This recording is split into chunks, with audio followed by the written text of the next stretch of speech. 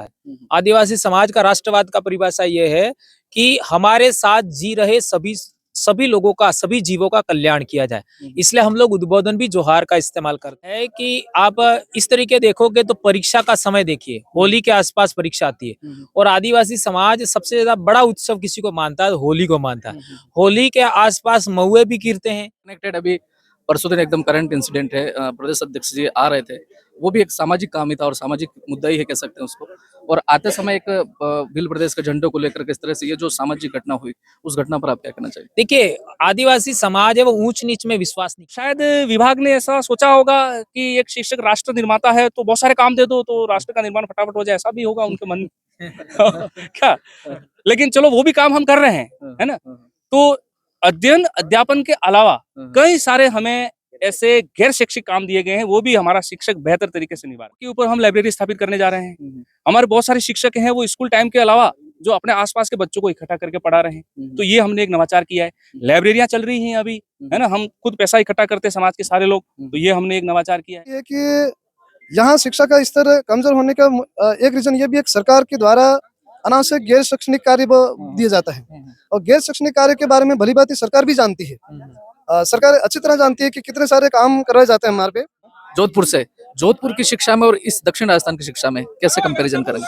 जोधपुर की शिक्षा में और दक्षिणी राजस्थान की शिक्षा में दोस्तों नमस्कार, आज हम प्रदेश स्तरीय शैक्षिक सम्मेलन जो TF है, ट्राइबल एम्प्लॉयज फेडरेशन, उसमें यहाँ पर आए हैं और आज प्रतापगढ़ में हमारे बीच में भंवर दादा हैं।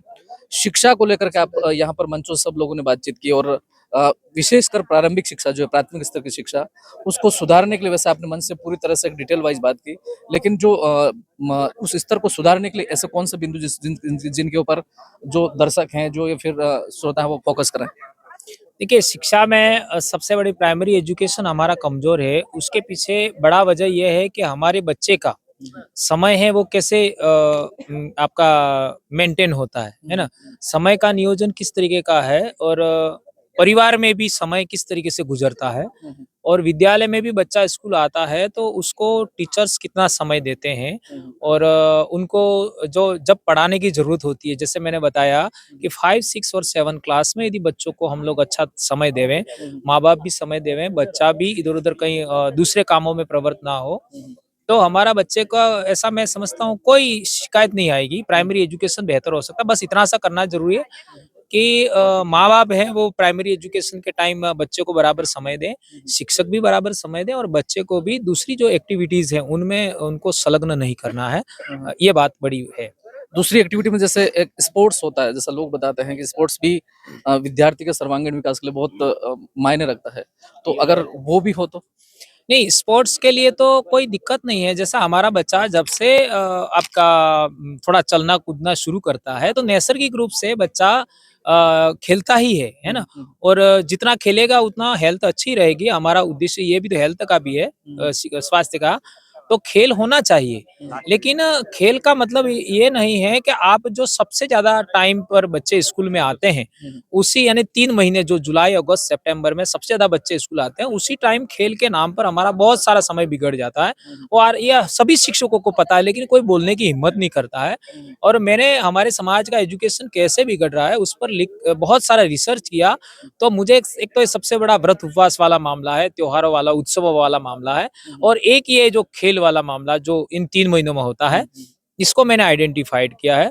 और एक भी एक्टिविटी जो हमारे एजुकेशन के लिए बाधक है, वो एक्टिविटी इन 3 महीनों में किसी भी सूरत में नहीं होना चाहिए। इसके बाद में जरूर हो, कोई दिक्कत नहीं है, इन 3 महीनों में नहीं होना चाहिए। एक सर, ये जैसे अभी इसी महीने में जैसा आप बता रहे हो, एग्जाम भी इसी टाइम में चलते हैं, डीजे और ये बहुत सारी चीजें जो एक पाश्चात्य संस्कृति कर सकते हैं, वेस्टर्न एक्टिविटीज, उसमें भी इन्वॉल्व रहने से शिक्षा में कुछ प्रभाव पड़ता है? देखिए, ऐसा है कि आप इस तरीके देखोगे तो परीक्षा का समय देखिए, होली के आसपास परीक्षा आती है और आदिवासी समाज सबसे ज्यादा बड़ा उत्सव किसी को मानता है, होली को मानता है। होली के आसपास महुए भी गिरते हैं, होली के आसपास फसल भी कटती है, होली के आसपास विवाह भी शुरू होते हैं और होली के आसपास एग्जाम भी शुरू होते हैं। तो इसकी वजह से हमारे बच्चों का कितना नुकसान हो रहा है, इस पर थोड़ा सा मंथन करिए। जो जो लोग पढ़े हैं सब इससे प्रभावित हुए। महुए भी बिनना जरूरी है, खेती-बाड़ी भी जरूरी है, विवाह भी जरूरी है और एग्जाम भी जरूरी है, होली भी जरूरी है। तो हमारे बच्चों का कितना नुकसान हो रहा है इसकी वजह से। मैं मानता हूं कि कम से कम साल भर बच्चा कितना भी पढ़ा, लेकिन 5 से 10% तो इसी वजह से खत्म हो जाता है। तो मैं ऐसा मानता हूं कि हमारे सामाजिक लेवल पर भी कोई भी विवाह है तो परीक्षा के बाद ही हमको विवाह करवाना चाहिए। और दूसरी जो एक्टिविटीज हैं उनको बजाय एजुकेशन पर ज्यादा ध्यान देना चाहिए। तो मैं समझता हूँ एजुकेशन बेटर होगा, ऐसा मेरे को लगता है। इतने बड़े पैमाने पर यहाँ पर सभी कर्मचारी और जैसा आपने बताया कि अन्य समाज से भी लोग इस संगठन में जुड़ रहे हैं, इस मौके पर क्या मैसेज देना चाहेंगे? देखिए, हम पहले से कह रहे हैं कि आदिवासी समाज का जो राष्ट्रवाद का क्या परिभाषा है। आदिवासी समाज का राष्ट्रवाद का परिभाषा ये है कि हमारे साथ जी रहे सभी सभी लोगों का, सभी जीवों का कल्याण किया जाए। इसलिए हम लोग उद्बोधन भी जोहार का इस्तेमाल करते हैं। जोहार का अर्थ क्या होता है कि आपका सबका कल्याण करने वाली प्रकृति की जय। तो इसमें सभी जीव भी आ गए, सभी इंसान भी आ गए। तो आदिवासी तो ऑलरेडी अपने उद्बोधन में ये बात मानता है। हम तो इसी को राष्ट्रवाद मानते हैं कि हमारे साथ जो लोग जी रहे हैं उन सबका कल्याण होना चाहिए और उन सबके लिए हम लोग काम करेंगे। और आदिवासी तो आज तक आदिवासी ने किसी का नुकसान तो किया ही नहीं है और हम लोग भी नहीं करेंगे। हाँ, हमारे साथ बहुत इतिहास काल में दमन हुआ है, शोषण हुआ है, उत्पीड़न हुआ है, हमारे साथ अत्याचार हुआ है, हमारे लोगों के आज भी मर्डर हो जाते हैं, लोग पेशाब कर देते हैं हमारे चेहरे पर। ऐसे रेफरेंस बहुत मिले और मणिपुर का उदाहरण आप लोगों ने देखा ही। मैंने रेफरेंस दिया नंदाबाई भील का, जो महाराष्ट्र की है, जिसको लेकर के सुप्रीम कोर्ट का जजमेंट 5 जनवरी 2011 आया। क्या क्या नहीं हुआ उस जजमेंट में, आप पढ़िए। आदिवासियों की क्या हालात हैं वो आप सबको इसमें मिलेगा। इसलिए ये जो हमारे साथ में उत्पीड़न हो रहा है वो भी तो कोई इंसान कर रहा है और वो जो इंसान कर रहे हैं वो आदिवासी है नहीं। तो मैं कहना चाहता हूँ कि सभी लोगों को इंसान बनना चाहिए। यदि इंसान बन जाएंगे तो आदिवासियों का शोषण दमन नहीं होगा। तो सबसे पहले वे इंसान बने। इसी से कनेक्टेड अभी परसों दिन एकदम करंट इंसिडेंट है, प्रदेश अध्यक्ष जी आ रहे थे, वो भी एक सामाजिक काम ही था और सामाजिक मुद्दा ही है, कह सकते हैं उसको। और आते समय एक भील प्रदेश के झंडे को लेकर किस तरह से ये जो सामाजिक घटना हुई, उस घटना पर आप क्या कहना चाहिए? देखिए, आदिवासी समाज है वो ऊंच नीच में विश्वास नहीं करता। आदिवासी समाज है वो छुआछूत में विश्वास नहीं करता। आदिवासी वो ग्रेडेशन में विश्वास नहीं करता। आदिवासी वर्ण व्यवस्था में विश्वास नहीं करता। ये आज की बात नहीं, हजारों साल से। तो हमारे देश में जो वर्ण व्यवस्था, जाति व्यवस्था, छुआछूत, ऊंच नीच वाले लोग हमारे देश में आए, उनका राज रहा, तो बहुत सारी चीजें हमारे समाज के अंदर भी आ गई कि हम लोग भी छोटा मोटा छुआछूत करना, आपका क्या कहते हैं, ऊंच नीच करना, इसमें हम प्रवृत्त हो गए। इस वजह से आज हमारे इलाके में देख लीजिए कि जो भील लोग हैं उनको सर्टिफिकेट के अंदर आप लोग भील को क्या नीचा मान लिया गया। तो भील को नीचा मान लेने की या आपका क्या कहते हैं, सबसे नीचे मान लेने की वजह से दिक्कत ये आई कि हम लोग कोई किसी से कम थोड़ी है। ऐसा करके लोगों ने अपना मूल कम्युनिटी का मूल पहचान बदल दिया और अपने आप को मीणा लिख दिया। इसी तरीके से एमपी में भी हुआ है। एमपी में जो भील थे उन्होंने अपने आप को भिलाला लिख दिया। तो वो इसी दोनों बातों के बीच में ये विवाद हुआ है। तो जो लोग अपने आप को भिलाला मानते हैं, जो अपने आप को क्या कहते हैं, आपका बारेला मानते हैं, पटलिया मानते हैं, वो लोग अपने आप को समझते हैं नहीं हम तो भील से ऊंचे हैं। तो वो लोग भील को अपने भील के साथ में एडजस्टमेंट नहीं होना चाह रहे, ऐसा मेरे को लगता है। और भील प्रदेश शब्द को लेकर के इसी वजह से थोड़ा सा इनका विवाद है। लेकिन आज नहीं तो कल धीरे धीरे सबको समझ में आएगा। और मैं समझता हूँ भील समाज के जितने गोत्र हैं उनका आप अध्ययन करिए तो वो गोत्र एससी में भी मिलेगी, ओबीसी में भी मिलेगी, राजपूत समाज में भी मिलेगी। उसका कारण क्या है? उसका कारण यह है कि भील समाज के लोग एससी में भी गए हैं, ओबीसी में भी गए हैं और आपका जनरल वर्ग में भी गए हैं। ये प्रूव होता है, गोत्र से पता लग जाएगा। और हमारी जो गोत्रावली है वो टोटेम बेस्ड है ना। टोटेम बेस्ड का मतलब एक तो कोई जीव होगा, एक तो कोई जानवर होगा, एक कोई पक्षी होगा, एक पेड़ होगा, उसकी हम लोग सुरक्षा करते थे। इस आधार पर टोटेम है और इसी आधार पे हमारे गोत्र है, हमारी कुलमतैया है। और दूसरे समाज के जो गोत्र और कुलमतैया थोड़ा सा डिफरेंट टाइप की है और हमारा डिफरेंट मामला है। इस बात को आप समझे होंगे और इसी में ये सारा विवाद है। पर बिल्कुल, thank you sir, thank you. हमारे बीच में प्रदेश अध्यक्ष जी हैं दिनेश जी खाना सर। अन्य संगठनों के जैसे अन्य संगठन भी चलते हैं, राजस्थान शिक्षक संघ प्रगतिशील है, राष्ट्रीय है, उससे ये इसमें क्या डिफरेंट है? टीएफ में क्या विभिन्नता? सबसे पहले तो आपके चैनल को बहुत बहुत जोहार, अभिनंदन, धन्यवाद। मैं ट्राइबल एम्प्लॉइज फेडरेशन का प्रदेश अध्यक्ष की जिम्मेदारी है और मैं पिछले 5 सालों से इसका निर्वहन कर रहा हूँ आप सभी भाइयों के सहयोग से। देखिए, आपने जो सवाल कहा है देखो सारे संगठन कहीं कहीं शिक्षा को लेकर के काम कर रहे हैं, शैक्षिक नवाचार को लेकर काम कर रहे हैं, सरकार और विभाग के जो गाइडलाइंस है उनको अनुरूप काम कर रहे हैं। तो उसी प्रकार से ट्राइबल एम्प्लॉइज फेडरेशन भी एक रजिस्टर्ड संगठन है जिसका रजिस्ट्रेशन 2021 में हुआ है और हम पिछले 4 सालों से इस रजिस्ट्रेशन संगठन के बैनर तले हम ये अधिवेशन कर रहे हैं, चाहे वो प्रांतीय अधिवेशन हो, चाहे जिला कार्यकारिणी अधिवेशन हो। और इससे पहले भी हम अधिवेशन की शुरुआत हमने कर ली थी जिसमें सारे संगठन के लोग मिलकर के हम करते थे।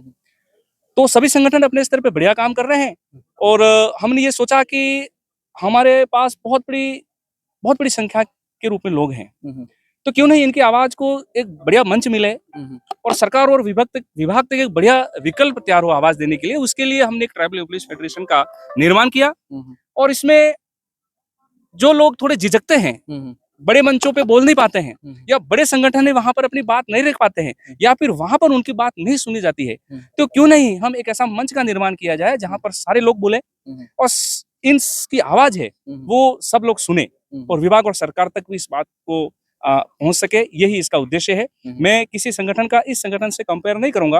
आज पूरे राज्य के अंदर प्रांतीय अधिवेशन हो रहे हैं अपने अपने संगठन के बैनर तले, कोई मतलब 30 से 40 संगठन है और उन सभी संगठनों को माननीय शिक्षा मंत्री जी ने निर्देशित किया है, तो हम भी उसी बेस पे और उन्हीं निर्देशों का पालन करते हुए आज इस प्रांतीय अधिवेशन का बहुत शानदार आगाज आपने देख लिया आज और ये 2 दिवसीय है।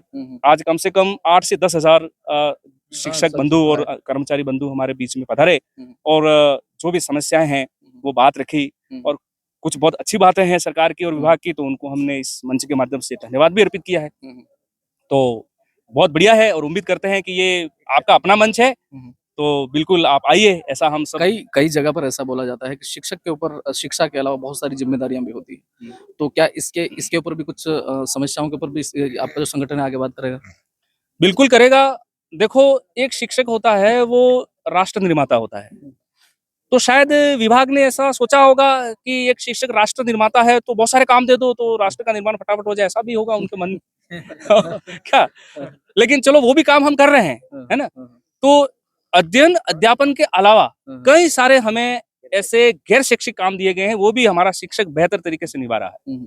जिन नेताओं को आप देख पा रहे हैं, जिन्हें विधानसभा और लोकसभा में भेजा जा रहा है, ठीक है, एक सरपंच से लेकर के प्रधानमंत्री तक बनाए जा रहे हैं, उनके चुनाव कौन कराता है?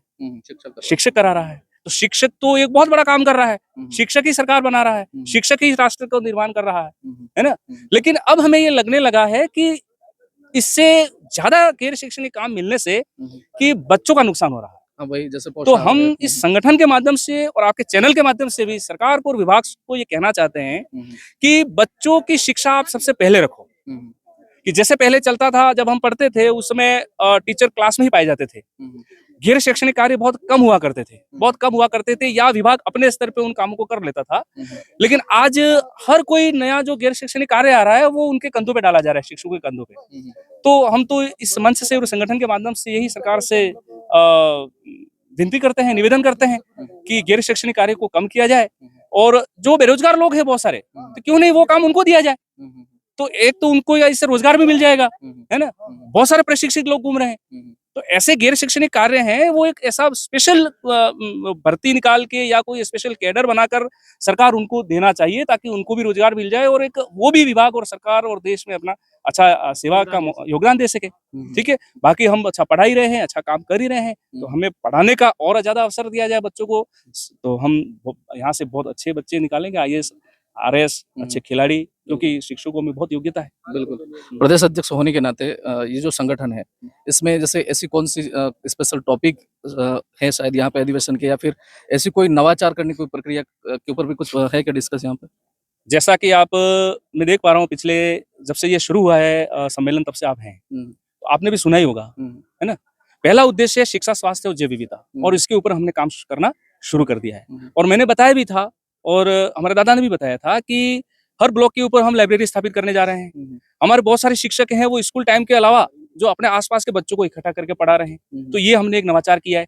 लाइब्रेरियां चल रही हैं अभी, है ना? हम खुद पैसा इकट्ठा करते हैं समाज के सारे लोग, तो ये हमने एक नवाचार किया है। कमजोर बच्चे हैं जो समाज के अंदर, उन बच्चों को हम स्टेशनरी उपलब्ध कराते हैं। कोई बच्चा है जिसके माता या पिता की डेथ हो गई है, या एक कारण या आकस्मिक किसी का घर जल गया, या कुछ ऐसा हो गया कि जो प्राकृतिक विपदा आ गई, तो ऐसे बच्चे जो हम गोद लेते हैं, और ऐसा आप सोशल मीडिया और न्यूज में आप देख सकते हो कि ऐसा पहला संगठन होगा कि जो गरीब लोगों की मदद भी कर रहा है।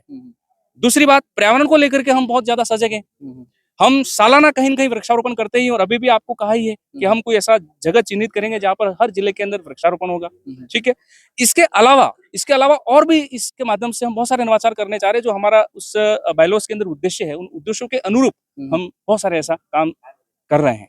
बहुत बहुत धन्यवाद। हमारे बीच में प्रदेश प्रवक्ता जी रंगलाल जी, सबसे पहले तो प्रतापगढ़ में आपके सानिध्य में ये प्रोग्राम हुआ, इतने सारे जो मेहमान आए, कैसा लग रहा है आज?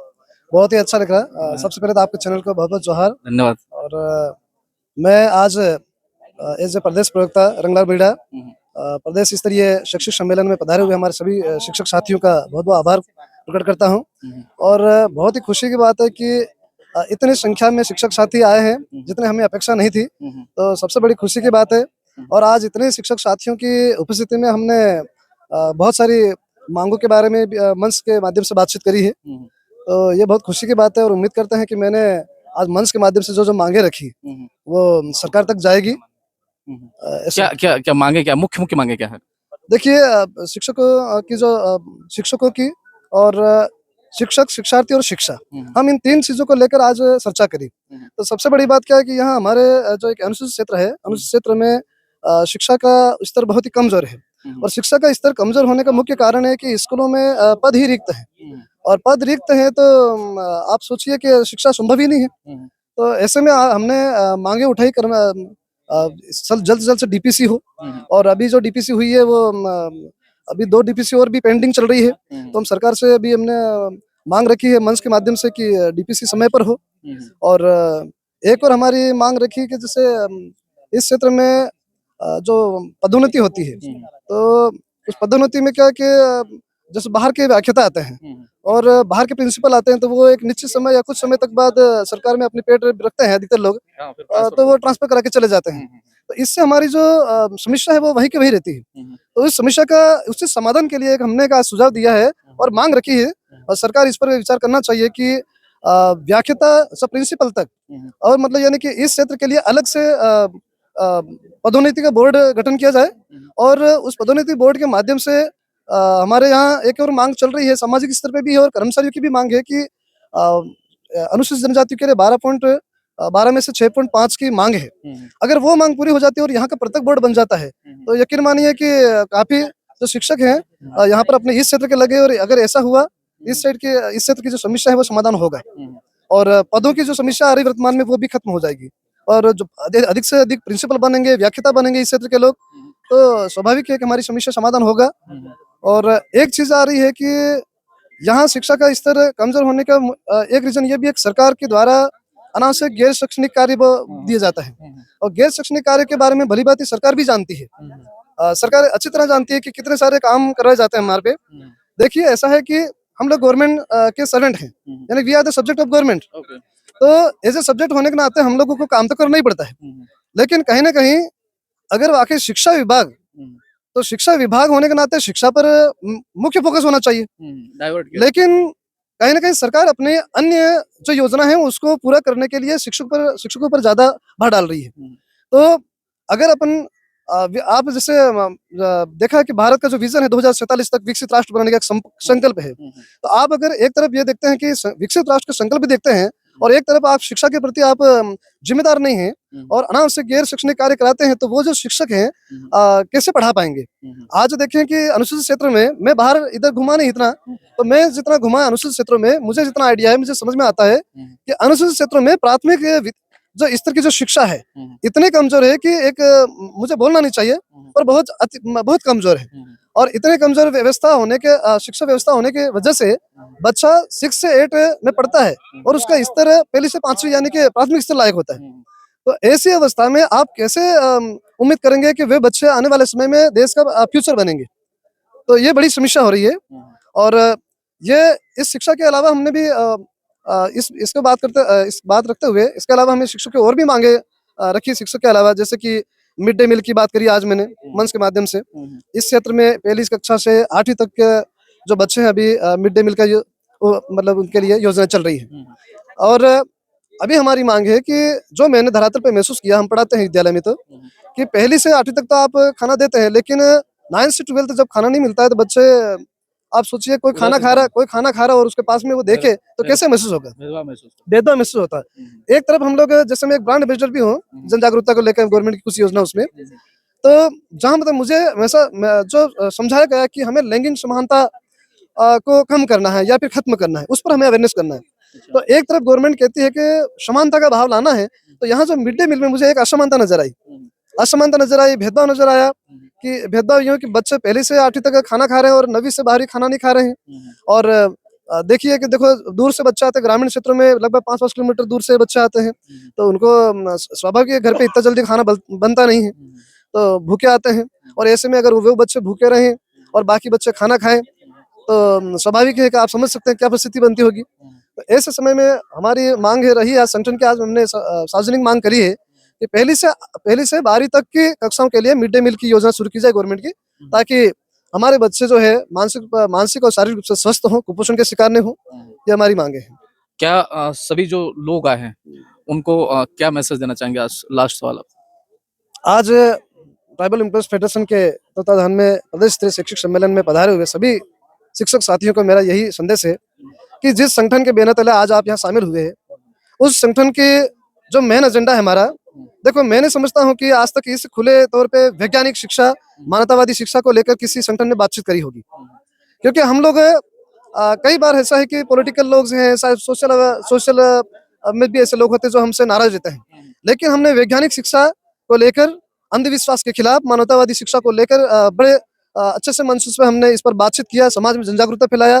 बच्चों में भी हम लोग, हमारे संगठन से जुड़े हुए जो टीचर्स होते हैं वो वैज्ञानिक शिक्षा को लेकर बहुत ज्यादा बातें करते हैं। वैज्ञानिक शिक्षा, मानवतावादी शिक्षा है, अंधविश्वास के खिलाफ। और आप देखिए कि मैं तुलना नहीं करूँ, किसी को बुरा नहीं करूँ, लेकिन आज तक हमारे संगठन के अलावा अन्य शिक्षक संगठनों आप देख लीजिए और तुलना कीजिए, चाहे शिक्षक संगठन हो या पॉलिटिशियन हो, आज तक इन शिक्षा, मानवतावादी और वैज्ञानिक शिक्षा, अंधविश्वास के खिलाफ कोई नहीं बोलता है।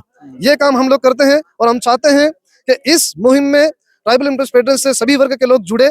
हमारा ये किसी जाति विशेष के नाम से संगठन नहीं है, जाति विशेष के नाम से हम स्पेशल नहीं कर रहे हैं। लोगों को लगता है कि जाति विशेष के नाम से, लेकिन ऐसा नहीं है। इस संगठन के माध्यम से हम लोग इस देश में मानवतावादी समाज, इस देश में वैज्ञानिक विचारों युक्त समाज का निर्माण करना चाहते हैं, अंधविश्वास मुक्त समाज का निर्माण करना चाहते हैं। उस मुहिम में देश के सभी शिक्षकों का हमारा साथ देना चाहिए और ट्राइबल एम्प्लॉयज फेडरेशन के इस विचारधारा से जुड़ना चाहिए। धन्यवाद। बहुत बहुत धन्यवाद। तो ये थे हमारे बीच में शिक्षक संघ ट्राइबल एम्प्लॉयज फेडरेशन राजस्थान के कई सारे पदाधिकारी, जो आज यहाँ पर बहुत ही बड़े पैमाने पर यहाँ पर एक अधिवेशन किया गया और उसमें भंवर दादा और तमाम अधिकारियों ने, तमाम प्रदेश लेवल के अधिकारियों ने यहाँ पर शिक्षकों की समस्याओं को लेकर के और शिक्षा को किस तरह से बेहतर बनाया जा सके, उन सारी बातों को लेकर के चर्चा की। आप भी बात करना चाहेंगे? जो क्या सुनता हूँ आपका? सबसे पहले तो आपके चैनल को जार, मेरा नाम हेमाराम बील, मैं जोधपुर से हूँ। जोधपुर से। जोधपुर की शिक्षा में और इस दक्षिण राजस्थान की शिक्षा में कैसे कंपैरिजन करेंगे?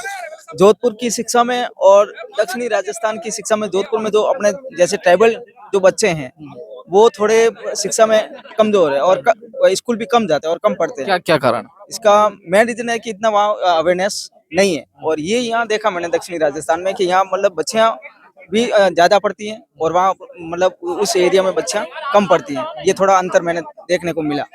तो कैसे इसको सुधार कैसे कर सकते हैं? इसमें सुधार ये है कि ज्यों ज्यों जनजागरण हो रहा है, तो जनजागरण के माध्यम से धीरे धीरे बच्चों का भी नामांकन धीरे धीरे बढ़ रहा है। बहुत बहुत धन्यवाद sir. Thank you sir. Okay.